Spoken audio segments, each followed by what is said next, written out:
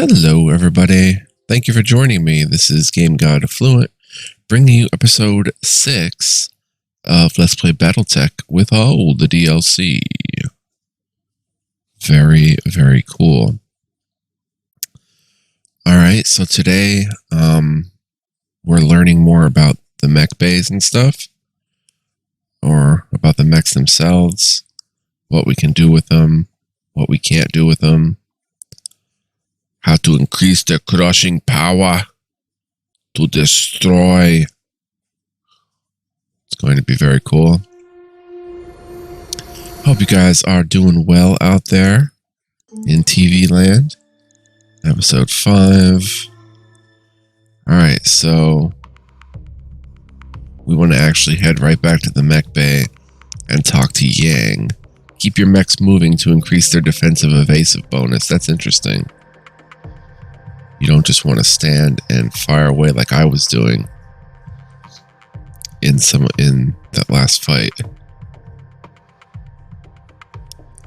Go ahead and light up a smoke. Alright, so I did not start the timeline yet because I do not have all my stuff figured out yet. Oh wait, we want Yang. You need some work done, Commander? Got a few questions about the mech bay.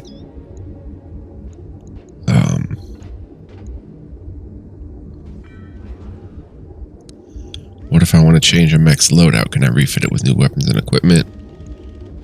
Okay.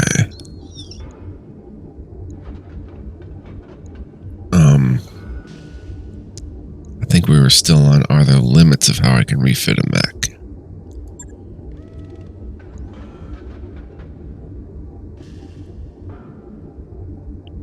Wait. No, it was... What can I do in the mech lab? Right. Oh.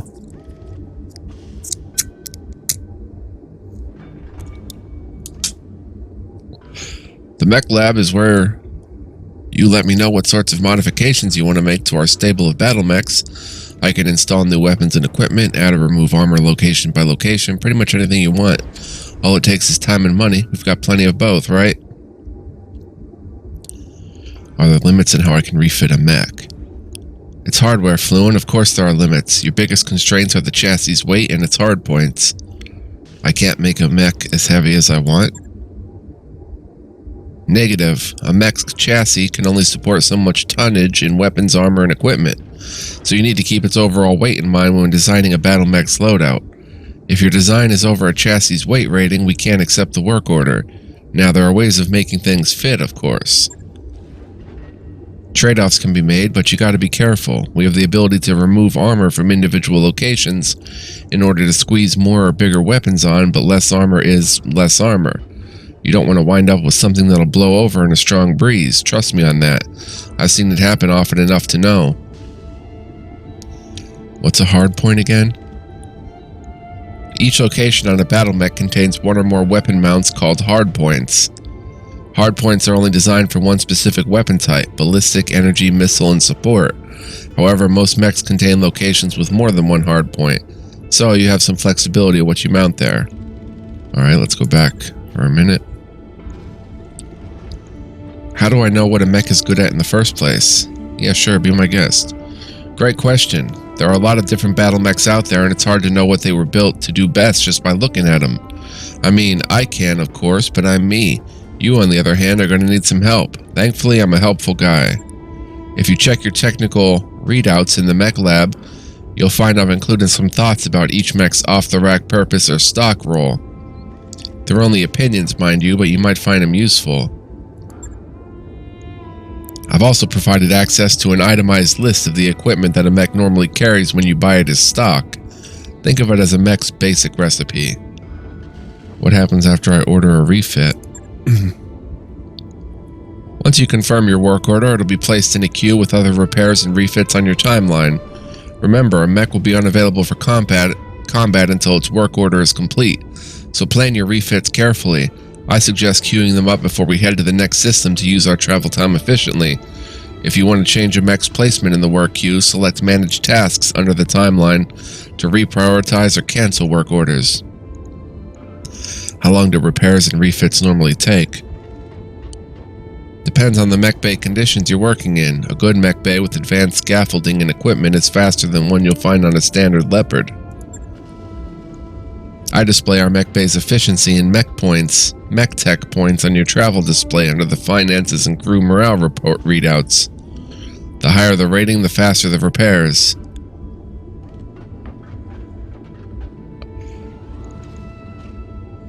Let me ask you something else.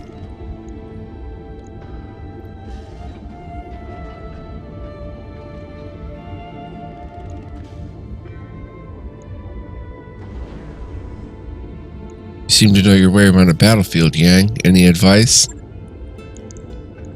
Sure, the better you lead in combat, the less work I have to do when it's over. Let's talk about heat. Yeah, let's talk about it. I can't emphasize this enough. Watch your heat. Your mech warriors are sitting on walking fusion reactors out there. Using jump jets and firing weapons generates heat, sometimes lots of it. If one of your mech gets too hot, you could do damage to its internal structure, or worse, shut down the engine in the middle of combat, leaving it a sitting duck. How can I affect heat in combat? Each weapon system on a battle mech can be toggled on or off each time it takes action. Most mech warriors keep their heat low by toggling off weapons with lower chances to hit. But sometimes you'll have a solid chance to hit with everything in your arsenal. That's when you've got to experiment by toggling a few off to make sure you stay below the red line. And watch the terrain. Moving your mechs into water or over ice helps them cool down too. How could I make a mech more heat efficient? Note your mech's heat rating in the mech lab and install more heat sinks on it if you find that it runs hot in combat. Heat sinks vent plasma from the mech's engine and do a lot to dissipate the buildup from jump jets and weapon fire. Heat sinks are your friend. You can also always change the weapons on the mech to use more heat-friendly parts, but obviously that'll change how you use the mech in combat. Trade-offs, boss. It's all about trade-offs. Let's go back for a moment. Let's talk about mech stability. Yeah, stability is a smart thing for a commander to understand, boss. Getting pummeled by weapon fire is a good way for a mech to become destabilized. Walking over rough terrain doesn't help much either. Destabilized mechs can't sprint in combat and they're vulnerable to falling if hit hard enough while in that state. Tell me about how to make my battle mechs less vulnerable to weapon fire. There's a few ways I can think of: evasion, cover, and bracing. Let's hear about evasion. The short form version is this: the farther a unit goes, the more evasive it becomes. Shooting a moving target is hard, and shooting a faster target is harder. When you order a mech to move in combat, note the number of angled chevrons your command software assigns it. The more chevrons that are displayed, the harder it will be to hit. Same for the enemy. Sensor locking an enemy removes 2 of its evasion chevrons and makes it easier to hit. Same goes for your units, so be careful. Cover, battle mechs are kind of big, aren't they? Yep, they're big and scary and dangerous, and they're harder to hit standing in forest than other terrain features. Standing behind buildings or hills is good too. If the enemy can't see you, they're going to have a hard time hitting you. It's all about line of sight. Think about it. Think about it all the time. Your enemy is, I guarantee it, if they can see you, a little red eyeball will appear above them in your command software.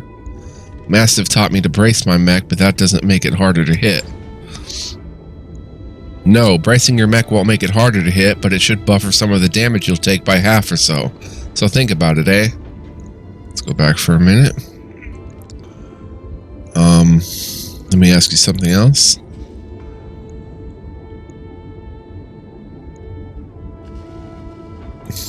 Components, did we do all this?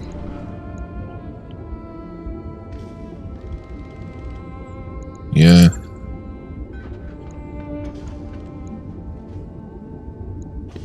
There was somewhere we left him.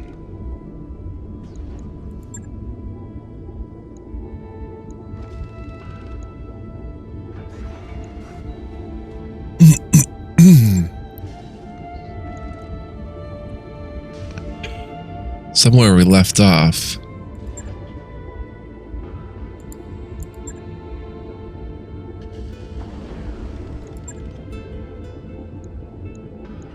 don't remember what it is. Tell me a little bit about yourself. How'd you wind up with this crew? That's a long story, boss. Shortest version I can give you. I signed on after I served my term in the Third Succession War, fighting for the Capellan Confederation. Third Succession War began in 2866, when Coordinator Miyogi Kurita responded aggressively to rumors of the Draconis Combine's weakness, but the fighting spread to the entire Inner Sphere. Because the successor state's military capabilities had been dramatically reduced in the previous two succession wars, this conflict proceeded at a slower pace and with less intensity than the earlier wars. Treaties signed in 3020 and 3022 limited the fighting, and by 3025 the Third Succession War was effectively ended. If you want to know more, you can ask whatever you want. Otherwise, let's get back to talking shop. Where are you from originally? Bryant in the Confederation. You may have heard of our claim to fame, the Crowley lizard cow. No? Well, trust me, they're delicious. An edible reptile indigenous to the planet Bryant, the meat of the Crowley lizard cow is considered a delicacy, and it is one of the Bryant's few planetary exports. Anyway, as the story goes, Bryant was a really nice place once, a tourist spot, big with hikers and fishing enthusiasts. Pale blue skies, emerald green seas, and a booming agricultural business. You know, the works. I never knew it that way, though. Stefan Amaris got to it a couple centuries before I was born, and well, that was that. Stefan Amaris. The usurper, born 2717, died 2779. As president of the Rimworld's Republic, Stefan Amaris expanded the Republican army and placed Republican agents in key positions throughout the Star League. He fostered a close relationship with Richard Cameron, while the First Lord was in his minority. When Cameron came of age, Amaris guided him toward policies that would move Alexander Kerensky's SLDF away from Terra and place Republican forces there instead. With these preparations in place, Stefan Amaris murdered Richard Cameron on December 27th, 2766 and declared himself First Lord, beginning the Amaris Civil War. Kerensky raised the Rimworld's Republic and returned to Terra to defeat Amaris' forces and capture him. Stefan Amaris was executed by firing squad in 2779. His remains were donated to the medical school of the University of New Samarkand. As the story goes, Bryant used to have these enormous orbital mirrors, storm inhibitors, they called them. The Star League put them in place. When Amaris took the system in his civil war, he had his troops use them for target practice. Without those mirrors, Bryant's reverted to its natural state, a miserable little ball of wind-blown dirt, actively hostile to human life. From 2570 to 2780, the Star League was an interstellar council formed from the Terran hegemony, the five great houses of the Inner Sphere, and the territorial states of the periphery. The stability and prosperity of the Star League led to the flourishing of civilization and technology. The Star League ended in civil war when the leader of the Rimworld's Republic, Stefan Amaris, murdered the First Lord in a bid to usurp his position. By the time I came along, the only places where people could live in relative safety were the planet's poles. Of course, you can't fit a planet's entire population into a handful of cities at its poles. There isn't enough space, no matter how far down you dig or how tall you build. A lot of people, mostly the poor, died in the early days. There's still a lot of overcrowding in Bryant's cities even now. That's my childhood home in a nutshell. Way too many people jammed into a tiny claustrophobic space with nowhere to go but off-planet. I cleared out of there as fast as I could and never looked back. Gotta admit though, I do miss the taste of lizard cow. Tell me about your time in the military. Who'd you serve with? The 2nd St. Ives Lancers, 1st Battalion under Major Ling. We saw more action than most. 2nd St. Ives Lancers, a well-connected and well-financed regiment, the Lancers operated along the Capellan Confederation's rimward corridor, fending off pirates and conducting raids into the Free Worlds League. In 3025, its 3 battalions are allocated to the defense of St. Ives Maladar and St. Loris. The arm is a souvenir of my time in the service. I lost the original back in 3010 on St. Loris. St. Louis is an important agricultural center in the Capellan Confederation.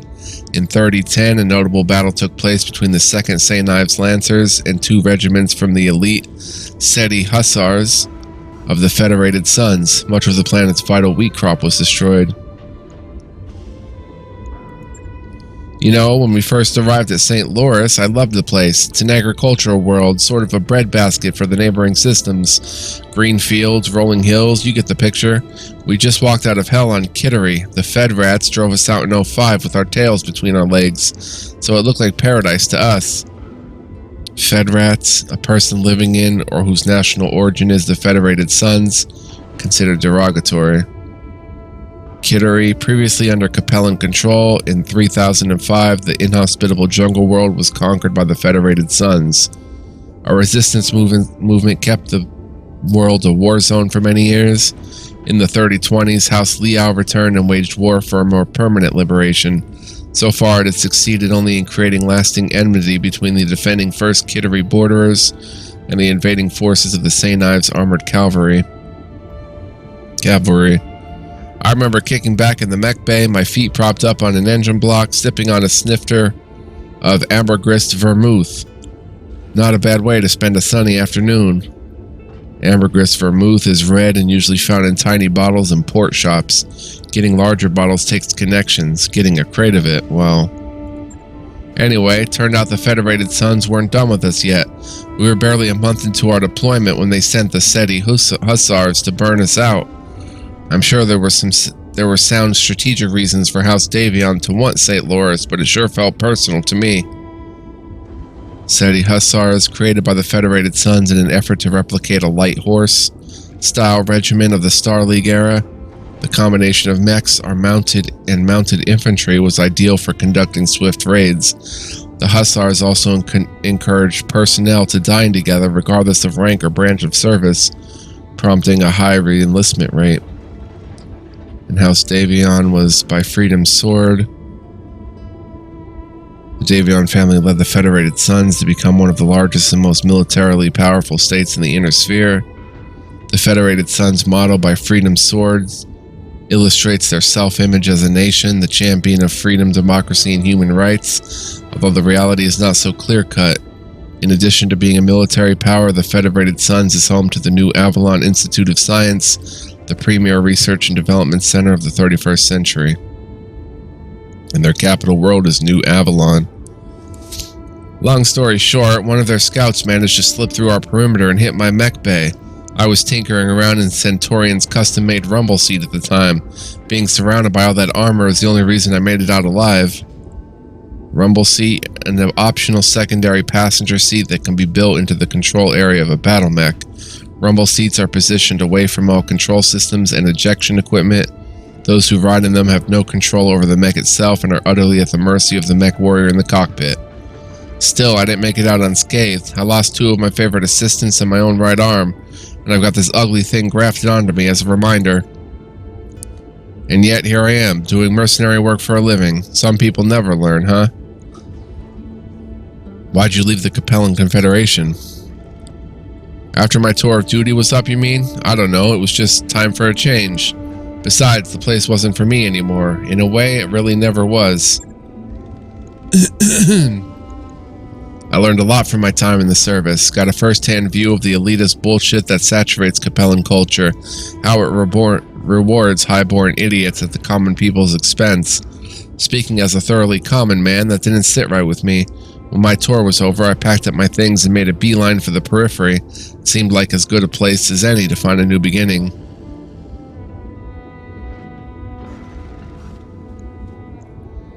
For what it's worth, I'm glad you made that choice. You brought my mech back from the brink more than once.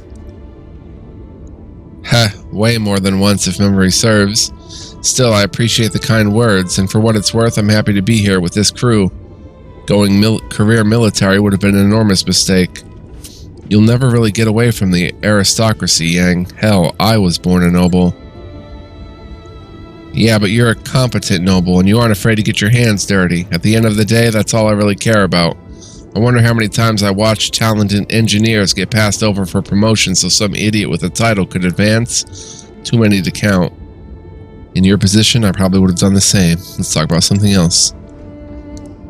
Yeah, let's. This has been a fun trip down memory lane, but I'm sure that we both got more important things to worry about. Like to talk about something else? Be my guest. What do you need? I guess that is it. How much trouble are we in?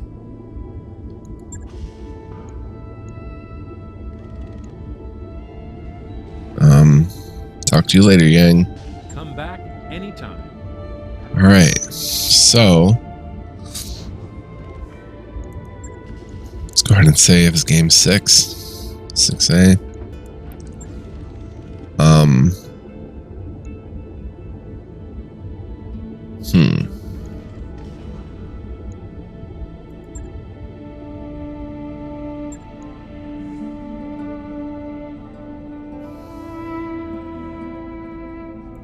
Ready for orders. 2100 XP for Medusa. I guess it's important to keep all 4 of them under contract. Command Center.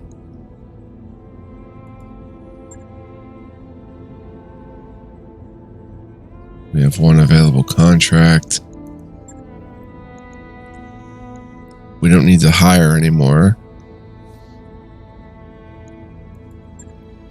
We could check the store again.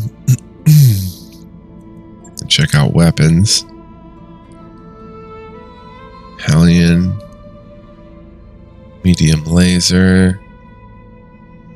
We have 2 of them. Martel, small laser. Small lasers deal superb damage for their weight and heat generation, but have extremely limited range. Like all lasers, small lasers enjoy a beeline accuracy bonus over other weapons. Would it be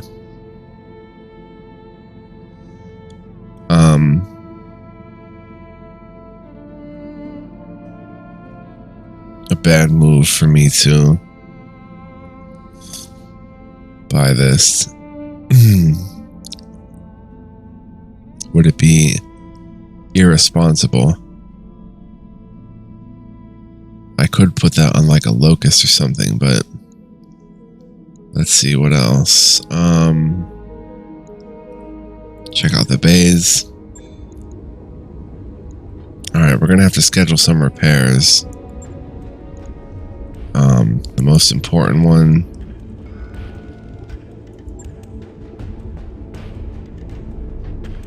Spider. Does not have a right arm.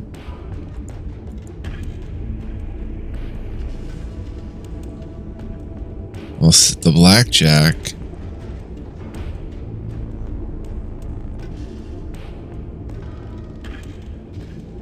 means we can't use Matthew in combat, right?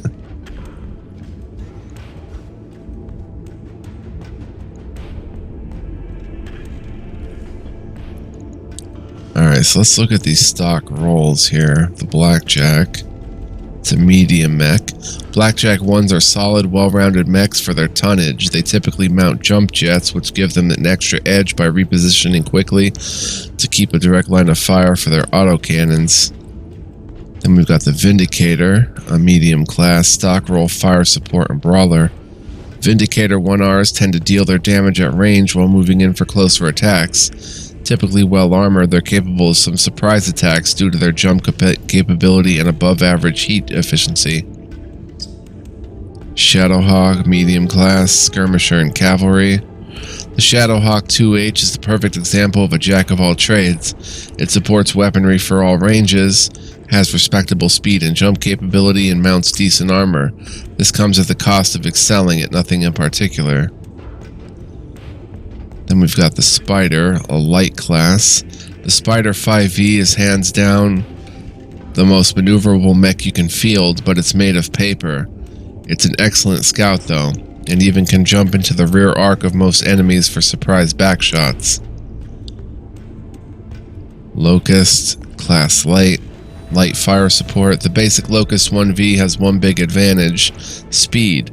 It's not meant to put up much of a fight, but you'd be hard pressed to find a mech that goes further and is harder to hit.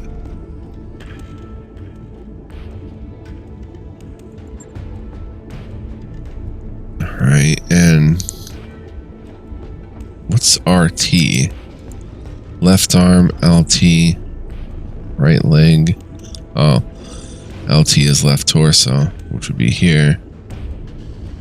No, that's front armor. Rear armor. There's just so much. It's going to take us quite a while to learn this, but it's going to be a lot of fun. Is that energy? No, support weapons. It has a medium laser.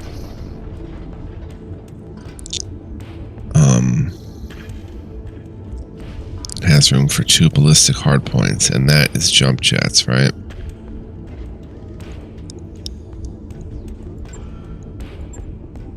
And this one has unfieldable. This mech is unfit for combat and cannot be sent on missions. This may be due to destroyed locations that need replacement and or lack of usable weapons. To make this mech combat ready, refit or repair it via the mech bay. So I don't understand. Do the mech warriors have a default? Waiting for orders. It doesn't say they have a default mech.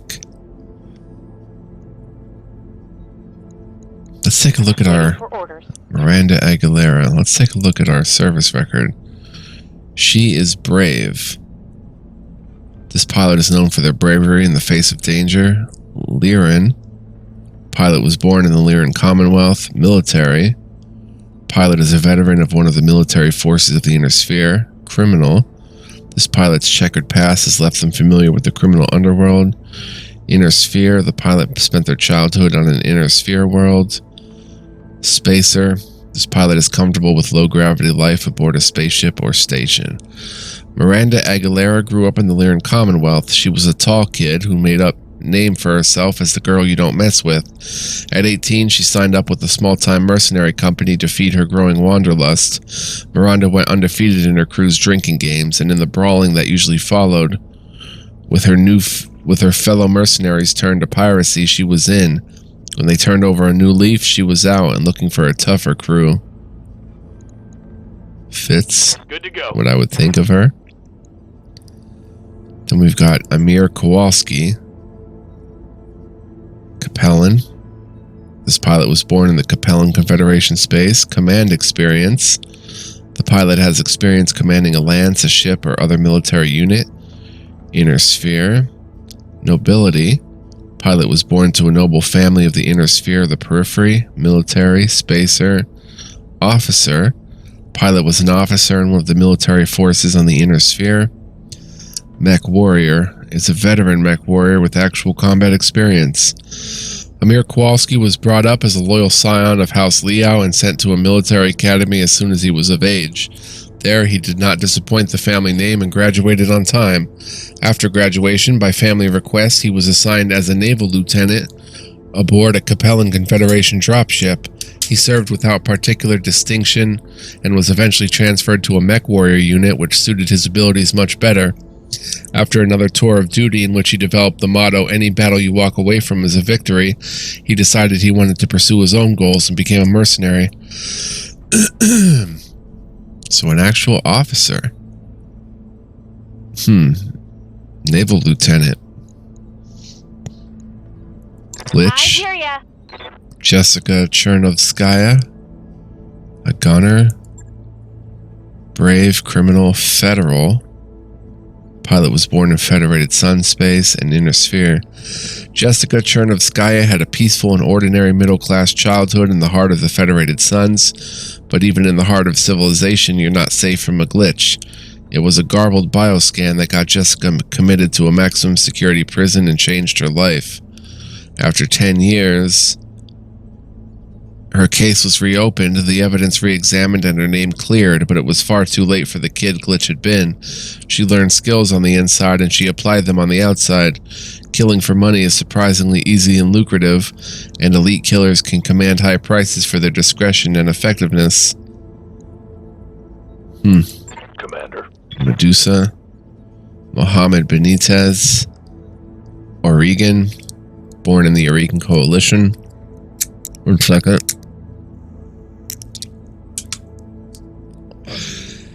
Cautious. Pilot is known to be careful and cautious. Mech warrior periphery. Pilots spent their childhood on the periphery world. Officer. Military and technician. Pilot is skilled with the repair and maintenance of technology. Mohammed Benitez was born on one of Mechter's lunar colonies and subsequently traveled with his prospector parents all over the system before moving to Katinka. There he attended a local technical school to augment the knowledge he'd picked up while growing up. He spent some time working as a tech on his parents' industrial mechs. Eventually, craving more excitement, he hitched a ride on a mercenary dropship, where he soon talked his way into a battle mech cockpit. He's never looked back. So he was an officer too. Doesn't say about his officer background though. Piloting, he'll get sure footing. Yeah, I don't know which way to take these guys yet. So, 4 out of 8 berths. Your ship has only limited capacity to accommodate employed mech warriors. The maximum number of berths can be increased by purchasing certain ship upgrades. Where are the ship upgrades, by the way? Are they in the store? Mechs, equipment. No, this is... Like, how do we buy medical bays and stuff?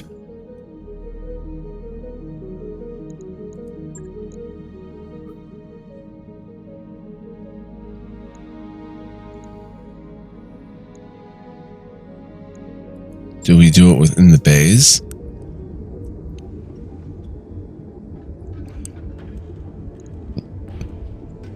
Bay 2.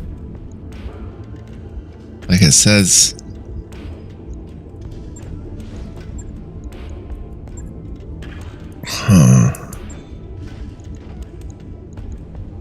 Like it says add more medical bays to get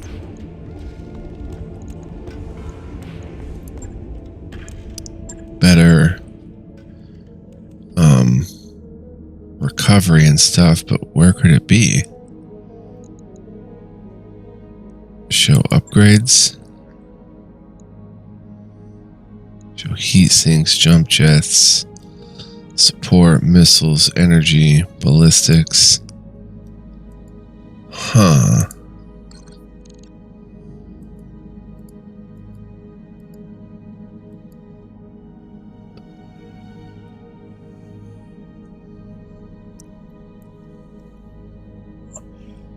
Doesn't actually say. We don't really want to hire anymore.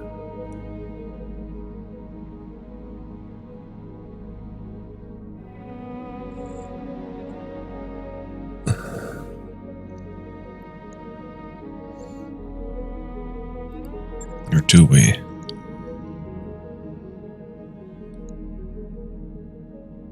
Rank veteran.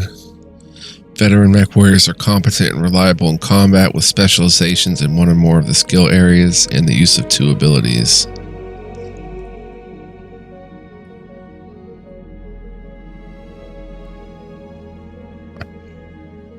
Scruffy. MRB rating too low. Oh. We could get Anansi, Bolt, or Spicy. Let's look at what the stats do again. Gunnery determines the chance to hit with ranged weaponry. Higher skills and effective counter to evasion, and environmental effects that hamper targeting. Piloting increases melee hit chance and base sprint distance. It also improves the threshold of stability that triggers unsteady. Guts increases the maximum health of mech warriors. It also reduces the penalty from weapon recoil and increases the threshold of heat that triggers overheated. And tactics increases the effectiveness of called shot opportunities. It also reduces the penalty for indirect fire and improves the minimum range of weaponry.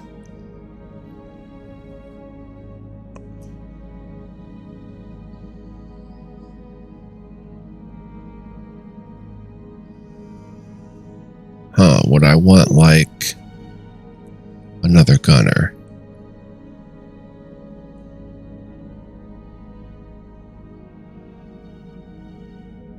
Or someone with guts. Periphery commoner. Waiting for orders. Spicy.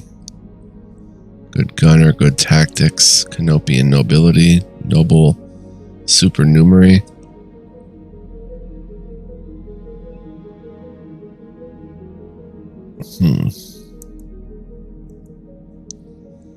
Max injuries 3. Awaiting orders.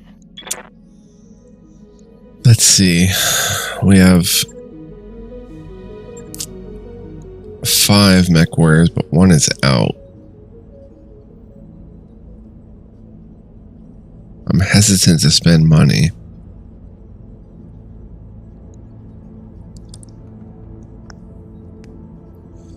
Let's go talk to Sumir. How can I help, Commander? Hey, Commander, is there something I can do for you? Does the decision we made about uncertified contracts satisfy your concern? My concerns won't be satisfied until our creditors have been paid and the loan sharks are off our backs. But this is a step in the right direction, and that makes me happy. I'm not blind to the risks that uncertified contracts entail, by the way. I mean, I know that what we're doing is dangerous, but it's the best chance we've got to dig ourselves out of this hole. I've got some questions about navigation. Sure, ask away. I mean, it's kind of important that you understand what you're doing, so if I can help with that, I'm all for it. Okay, Navigator, how do we get from system to system? The short answer is that you pick a destination on the star map and I make it happen. Interstellar travel takes time, sometimes weeks, and it'll cost us sea bills for fuel and passage on a jump ship. But it's the only way for an outfit like ours to survive out here. We go where the work is. What intel can I get about a system before choosing to go there? Enough to make a reasonably informed choice, I think. The star map makes political boundaries clear so you'll know whose space we're entering. I've pre-programmed the star map to lock out travel to systems designated as no-fly zones. We're looking for work, not an interstellar incident. Beyond political boundaries, the nav system will highlight political factions active in that system. That should give you a good idea of who's hiring. It's probably a good idea to check out our reputation with the local factions before ordering a long voyage. There's got to be more intel than just the local politics. There is. As you select systems on the star map, you'll see a list of the attributes the MERCnet database associates with them.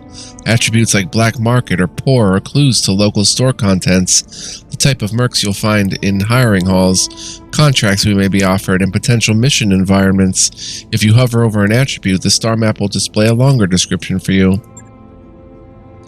Beyond the political factions and attributes of a system, perhaps the most important to watch for is the difficulty rating of the merc contracts we'll find there.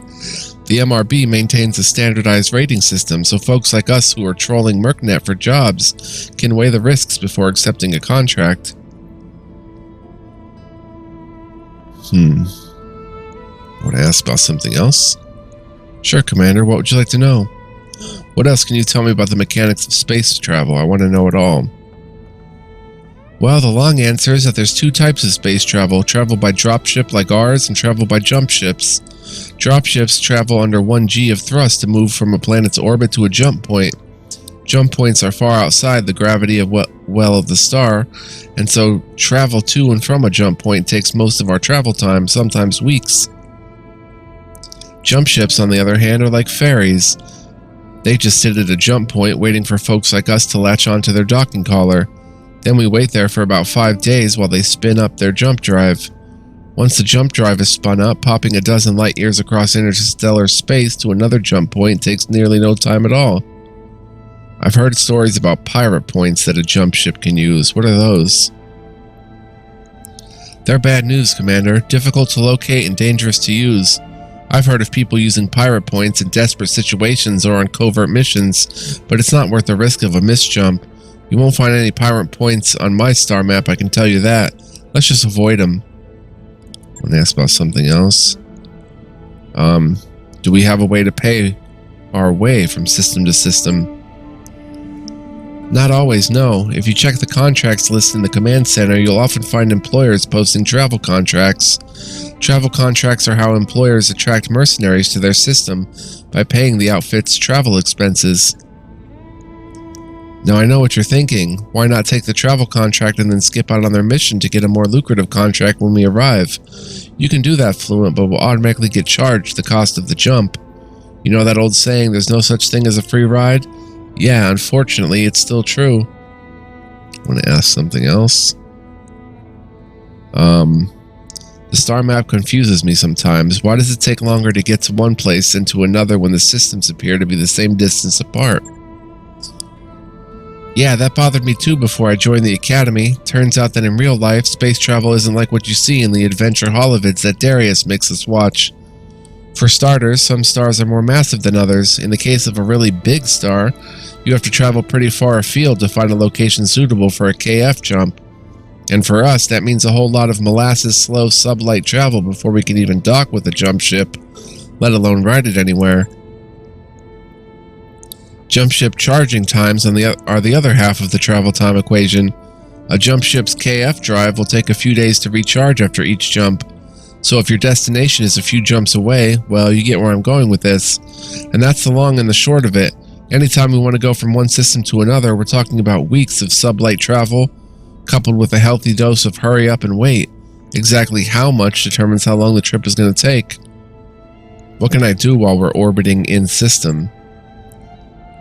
Beyond negotiating a contract, most inhabited star systems maintain a hiring hall where we can recruit new mech warriors. Be sure to take a look, you never know what kind of talent you're going to find. Most systems also have merchants who can buy and sell hardware such as weapons, equipment, and mech parts, sometimes even fully operational battle mechs too.